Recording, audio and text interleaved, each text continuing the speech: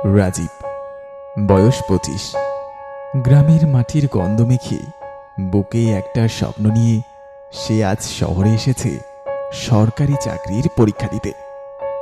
বাবার অসুস্থ শরীর, মায়ের চোখের পানি আর ছোট বোনের পড়ার খরচ সবকিছু নির্ভর করছে একটা পরীক্ষার উপর। পকেটে মাত্র ৩,০০০ টাকা, কিন্তু তার চোখে আশার আলো।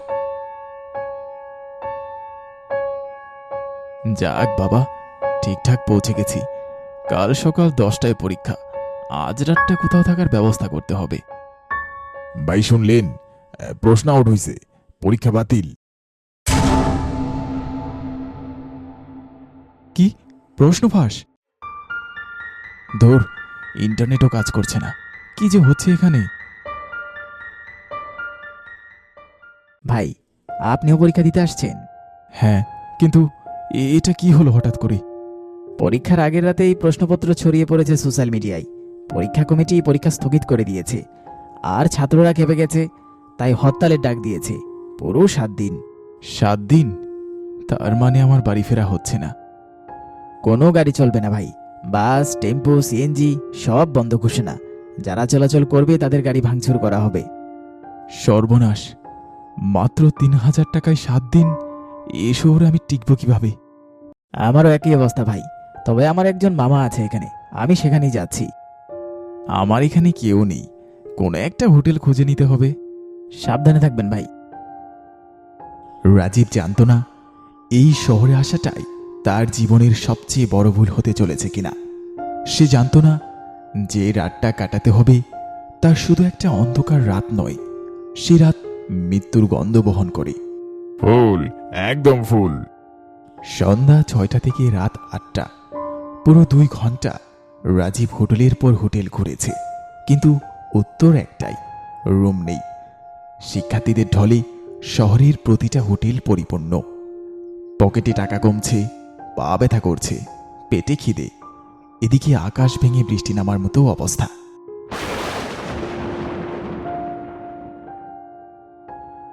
বাবা, কি হয়েছে?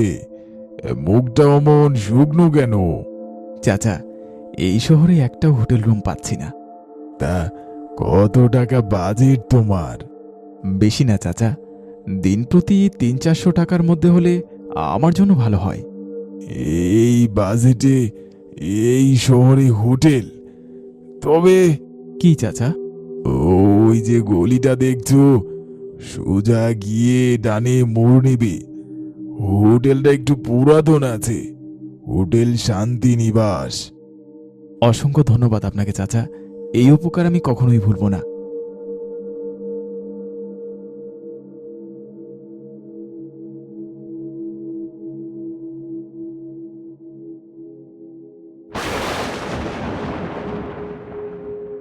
হোটেলটা দেখেই রাজীবের মনে একটা অস্বস্তি এলো, কিন্তু উপায় কি? রাত হয়ে এসেছে, বৃষ্টি শুরু হয়েছে, আর পকেটে টাকাও কম। একটা রুম পাওয়া যাবে? কতদিনের জন্য? এই তো দিন 7 মতো। 7 দিন? পরীক্ষার্থী মনে হচ্ছে। জি। আজকে আমার লাকি ডে, সকাল থেকে সব রুম ভরে গেছে, কিন্তু তোমার জন্য একটা রুম আছে। সত্যই? ভাড়া কত? 350 টাকা রাত, 7 দিনে 2,450 টাকা আগে দিতে হবে। ঠিক আছে, কত নম্বর রুম? 301 number room. রাত বাড়ছে, বৃষ্টি এখনো থামেনি। রাজীব খাটে শুয়ে ঘুমানোর চেষ্টা করছে, কিন্তু রুমটার ভেতরে অদ্ভুত একটা গন্ধ, স্যাঁতস্যাঁতে, আর তার সাথে কিছু একটা মিশে আছে, ঠিক বোঝা যাচ্ছে না। রাজীব ক্লান্ত, চোখ বুজে শুয়ে আছে। বাঁচাও, বাঁচাও আমাকে।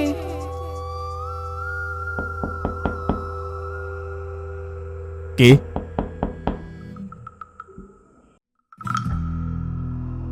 পুরনো বিল্ডিং, দেওয়ালে শব্দ হওয়াটা স্বাভাবিক।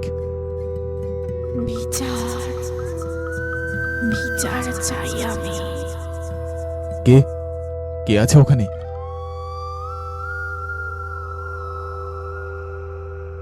এই দেওয়ালটা বাকি দেওয়ালগুলোর মতো না কেন? এই যে ভাই, শুনছেন? বিদ্যুৎ গেছে কেন? আরে কারেন্ট যায় মাঝে মধ্যে, আপনি চিন্তা করবেন না। আর রুমের দেওয়াল থেকে একটু পরপর শব্দ আসছে কেন? আরে ভাই, পুরনো বিল্ডিং, ইঁদুর টিঁদুর আহে। ঘুমান, যান আপনি। ইঁদুর? এত জোরে শব্দ? আরে ঘুমান ঘুমান, রাত হইছে।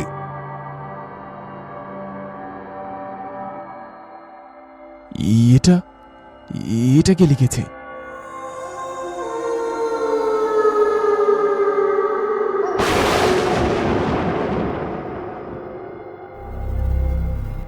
কে কে তুমি?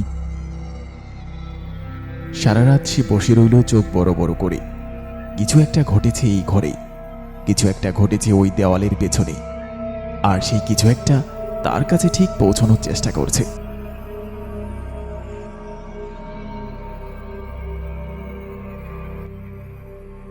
সারাটা দিন রাজীব স্বাভাবিক থাকার চেষ্টা করেছে, কিন্তু মাথায় শুধু সেই ছায়া, সেই বাজাও লেখা, সেই সিমেন্টের দেওয়াল। বিকেলবেলা সে লক্ষ্য করেছে বাবলু সবসময় অস্থির থাকে, চোখে ঘুম নেই, কাউকে দেখলেই যেন চমকে যায়। আর কাশেম, সে যেন রাজীবকে এড়িয়ে চলে। রাতে হোটেল যখন শান্ত হল, রাজীব সুযোগ পেল বাবলুকে একা পাওয়ার।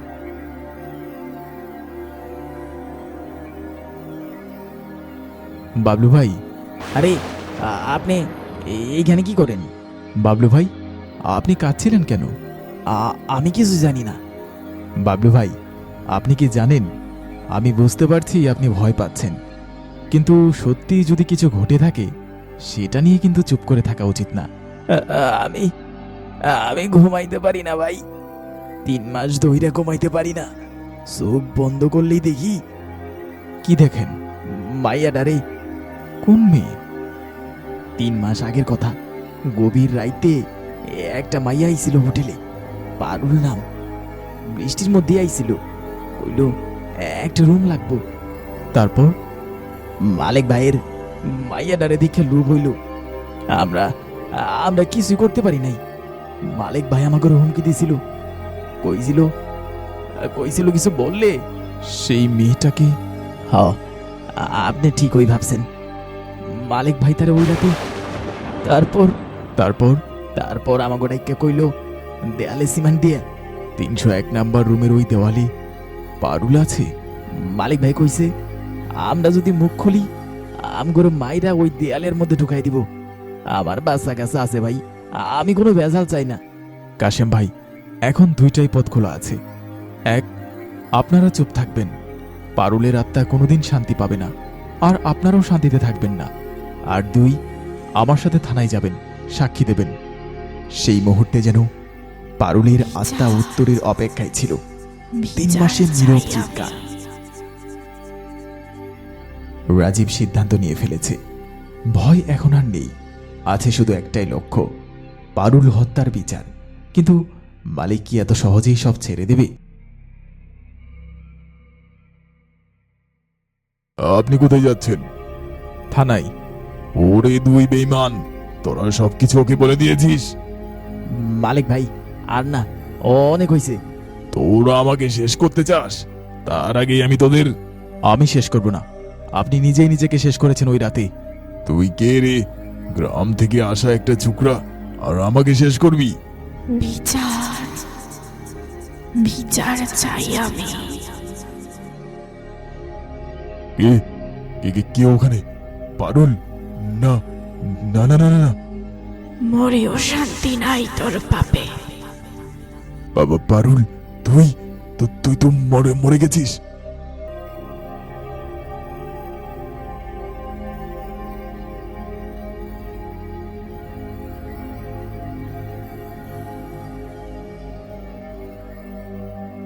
ওই দুজন, বাবলু আর কাশেম, তারাই সাক্ষী। ভাই, আমি নিজেও দোষী। আমি সেই রাতে বাধা দিতে পারতাম।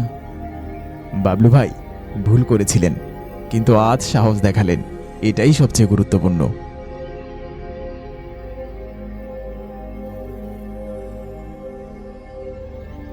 রাজীব এসেছিল পরীক্ষা দিতে, পরীক্ষাটা হয়নি, কিন্তু তার ভাগ্য তাকে একটা পরীক্ষার সামনে দাঁড় করিয়ে দিয়েছিল, মানুষ হওয়ার পরীক্ষা। ভয়ের মুখে দাঁড়িয়ে একা অচেনা শহরে সে সেই পরীক্ষায় ভালোভাবেই উত্তীর্ণ হয়েছে। পারুল চলে গেছে, কিন্তু অন্ধকারে নয়, দেওয়ালের পিছনে নয়, সে এখন মুক্ত। আর সেই 301 নাম্বার রুমে এখন আর কোনো টোকা নেই, কোনো ছায়া নেই, আর কোনো ঠান্ডা নেই। আছে শুধু নীরবতা, শান্তির নীরবতা।